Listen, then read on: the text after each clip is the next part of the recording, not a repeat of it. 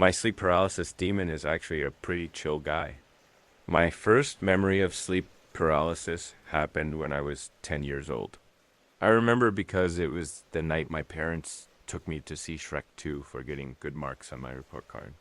It was an evening show, so we got in late and my mom tucked me straight into bed when we got home. It was around 4 a.m. when I woke up. The light from my alarm clock told me that much. I couldn't feel anything, not my pajamas against my skin or the warmth of my head against the pillow.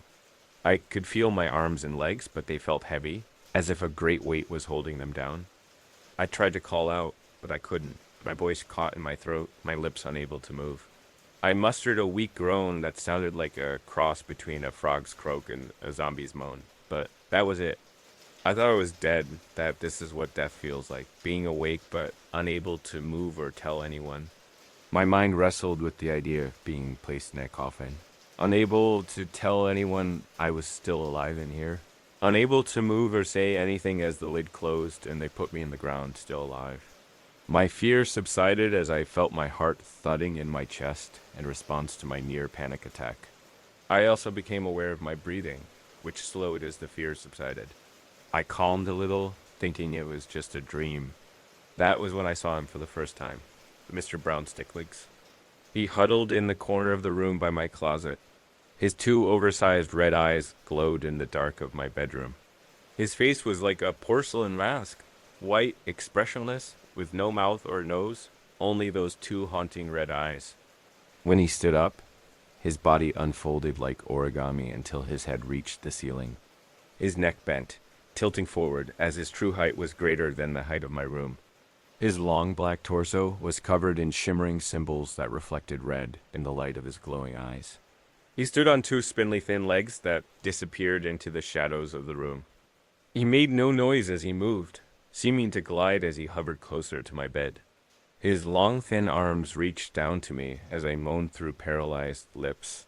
I could not scream, even though I very much wanted to. His fingers reaching through the darkness, down to my face.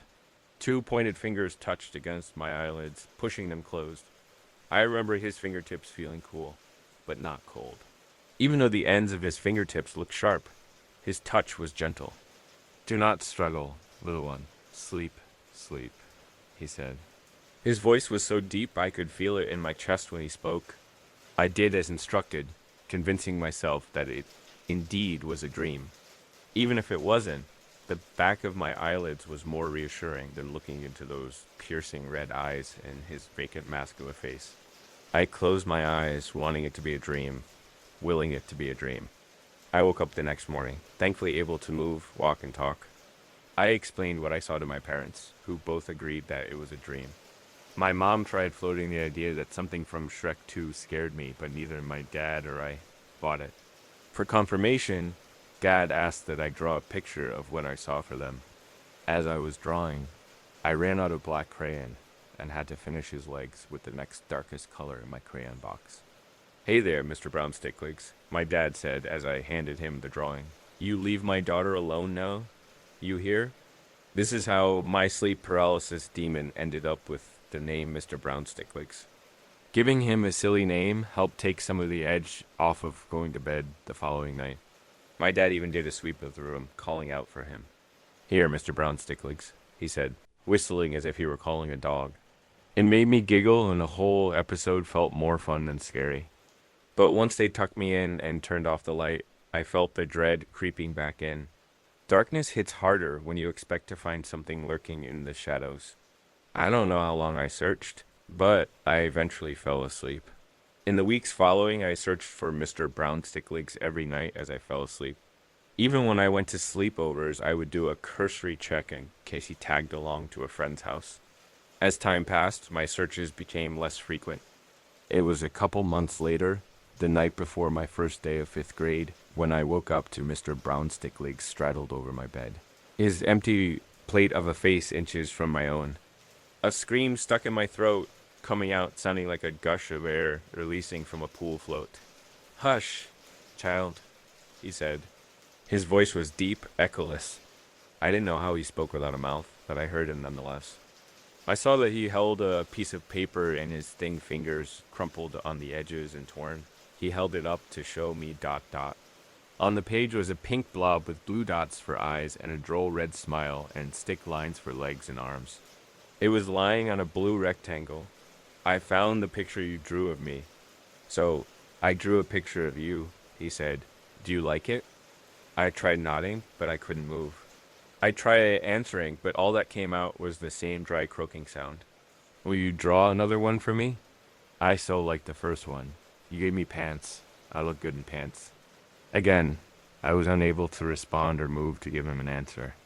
He must have been able to read my intent because he tucked the picture under my pillow before closing my eyes again. When I woke up in the morning, I bolted upright and tossed my pillow off the bed. My heart leapt into my throat when I found the picture. It wasn't a dream. He was real. I went to my desk and began drawing a picture for him, starting with his face and eyes, trying to capture as much detail as I could remember. I had forgotten all about the first day of school until my mom opened my door and found me still in my pajamas. Lexi, she yelled, startling me as I was coloring in his eyes. Your bus will be here in less than an hour. Get dressed now. I tucked my picture into my school backpack and got dressed. I finished my drawing at recess that day using my brand new Crayola 64 pack that I got with my back-to-school supplies. I gave him blue pants this time, figuring he'd like to see himself in jeans. I wrote his name, Mr. Brown Sticklegs, at the bottom of the picture and drew a smiley face next to it, hoping he'd like his nickname. I flipped the paper over to write him a message on the back. I wanted to ask him questions, but didn't want to anger him since he visited me when I was at my most vulnerable. I wrote out my letter on a separate piece of paper before copying it over to the back of my picture. Dear Mr. Brown Sticklegs, that's your name. My name is Lexi. I am in the 5th grade. What is your name? How old are you? Do you go to school? Why do you visit my bedroom? Why can't I move when you visit? You look scary, but you also seem nice. I hope we can be friends. Love, Lexi. P.S. I hope you like your blue pants. I added another smiley face at the end of the letter, my final emphasis on wanting to be friends. I considered closing with sincerely, but I figured love was a better, friendlier choice. I tucked the picture under my pillow that night, now anxious to see him rather than filled with dread of his reappearance. But like the last time, he did not return the next day. Or the day after. The days stretched into weeks, and every morning I found the picture tucked under my pillow from the night before.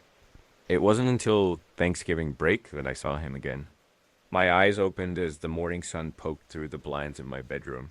His body didn't look any different in the light.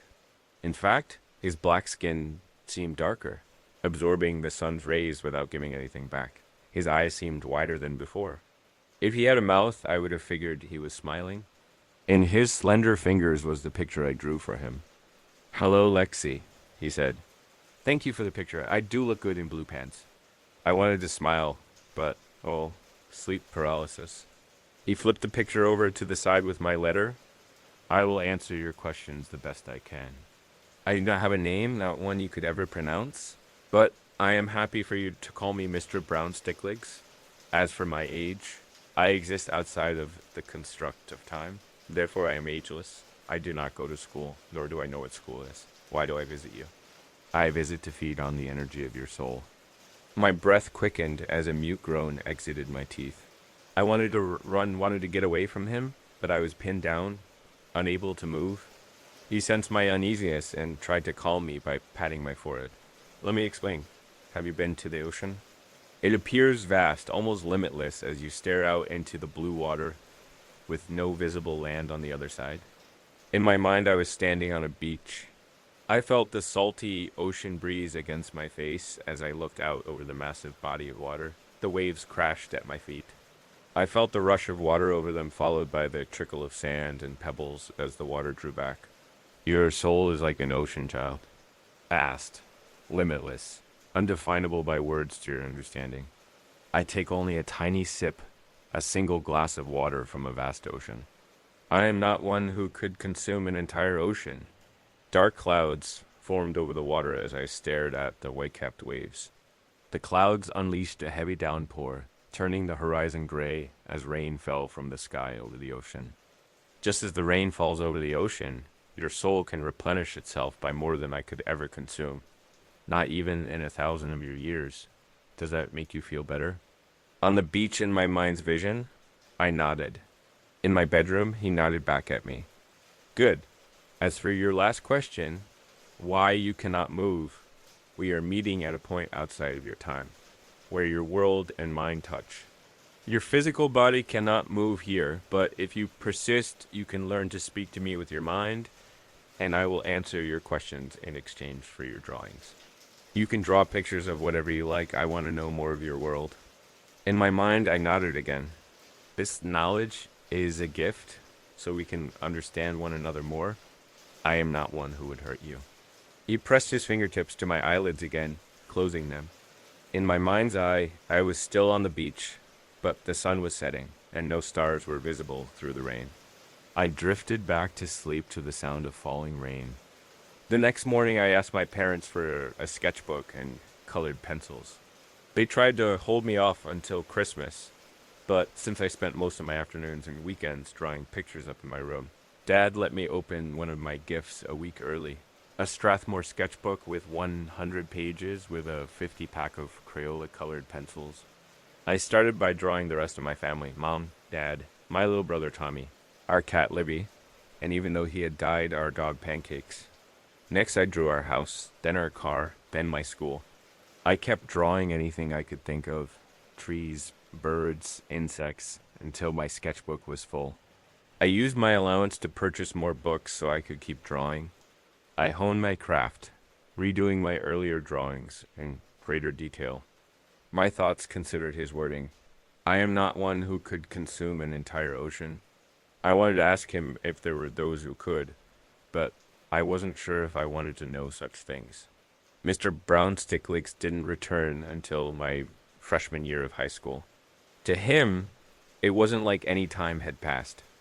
I read up on lucid dreaming in the time between visits so that when he returned, I would be better capable of talking to him.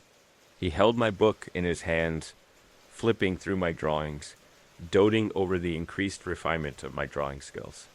I had filled a dozen sketch pads and upgraded from Crayola to Prismacolor Premier pencils for my drawings.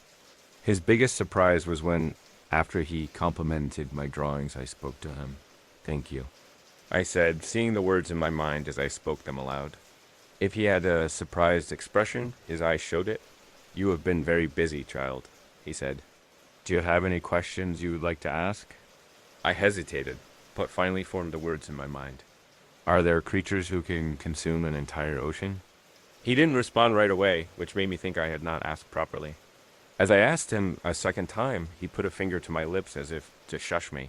There are those who can. They are known as the Dark Ones. They are capable of consuming entire souls, emptying them out, leaving them dry and barren. You should not fear them, but you should also not provoke them. His eyes curved downward, as if concerned or afraid. What do they look like? I asked. In my mind, my visions were filled with images of great, terrible creatures. Spiders taller than the Empire State Building on thin, spindly legs of shadow and smoke. Tentacled monsters in the seas lofting blue whales like they were toys, ripping them to shreds with their curved chitinous beaks. Great, ghastly flying creatures that knocked over orchards and forests with the beat of their leathery wings. I showed you only because you asked, Mr. Brown Sticklegs said. But it is best that we don't talk or think about them. Let them be. I nodded in my mind. He leaned forward and pressed his plate-like face to my head, as if to kiss me on the forehead, which was odd since he didn't have a mouth. Then, as usual, he closed my eyes and I drifted back to sleep. My life took a downturn during the latter years of high school. My dad lost his job, and when the search for a new one dragged on, he turned to drinking to cope with his failure. He wasn't abusive, but he wasn't fun to be around either.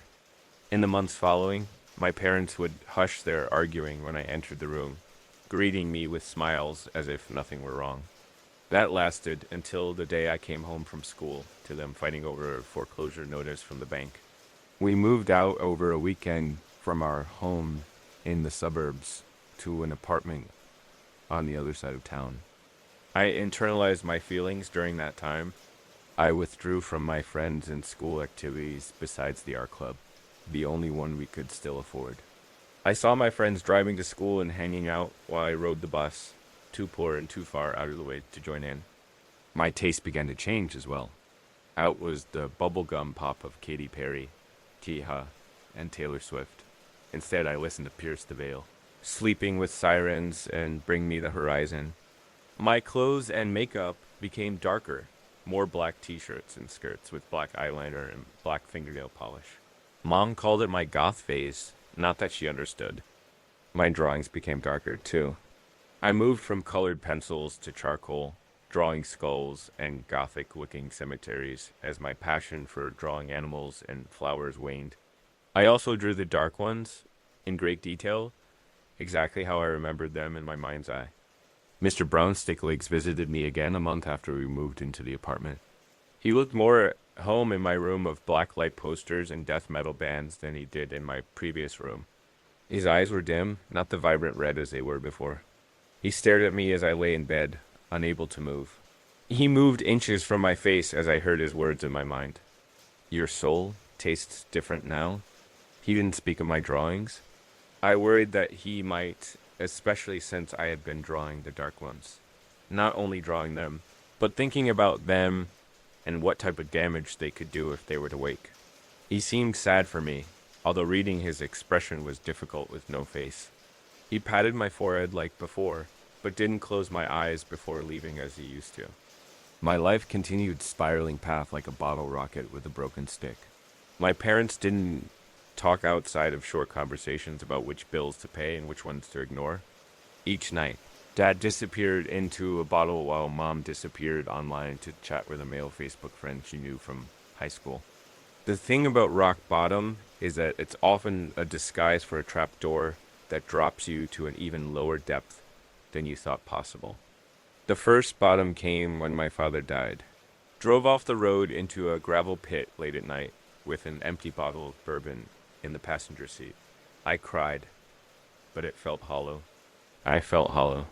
Even when Mom tried to hold me, I felt nothing inside, not sadness, not guilt, not anything. I disappeared into my sketchbooks, drawing even darker, more disturbing images, death, dismemberment, vividly accurate vivisections of the cute animals I used to enjoy drawing. My friends no longer talked to me, which was fine because I didn't want to talk to them anymore anyways. I found people to hang out with, not friends, but people who could get me access to moments of chemical-induced euphoria to forget about life for a while. Just like that, the trapdoor opened, dropping me to a new rock bottom of addiction. One thing I had that in common with my dad, but instead of falling into a bottle, I fell into a needle. I stole money from my mom's purse to feed my habits, not that she noticed.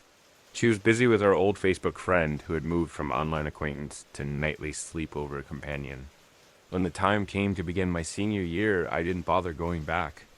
I kept drawing, filling entire sketchbooks with the dark images that reflected my bleak outlook on life. The dark ones were prevalent subjects during this period of my life. I drew them feasting on humanity, raking flesh from bone in their jagged teeth behind lips of smoke. I came home one night to find my mom and her new male friend in the middle of a fight. It was different from her fights with Dad, more violent, more physical. When he raised his hand at me for trying to intervene, I decided it was time to bolt. I left home, hitching rides with anyone with a set of wheels I could manage to put up with for short periods of time. My preference leaned toward those with access to the chemical release I craved. The more I could numb, the more I could escape. I found certain drug combinations had similar effects to sleep paralysis, where my mind's ability to control my body's action became severed. In those moments of numbed paralysis, I'd see Mr. Brownsticklegs watching from afar as I dulled the pain. I saw what I perceived as the dark ones too, but they weren't hiding in the shadows like Mr. Brownsticklegs did. They were the shadows. I called out to them as well, for in those moments I wanted nothing more than to be hollowed out and empty. A void so dark no pain could ever penetrate it. When they didn't answer, I called out to Mr. Brownsticklegs, but he would vanish every time. Perhaps it was all just a drug-fueled hallucination. Overdosing was never my intention. I was pushing too much, trying to find the edge of the void after feeling so low, so very low, searching for that something extra to filter out the background noise. I took it too far, giving myself a near lethal dose. At one moment, I was lying next to strangers on a stained mattress in an abandoned warehouse. Then came the initial rush of euphoric bliss. And then nothing. Whoever I was traveling with at the time dumped me on the curb in front of the EA, making me someone else's problem. This was my rock bottom moment, although at the time it felt more like free fall. I spent 3 weeks in a coma.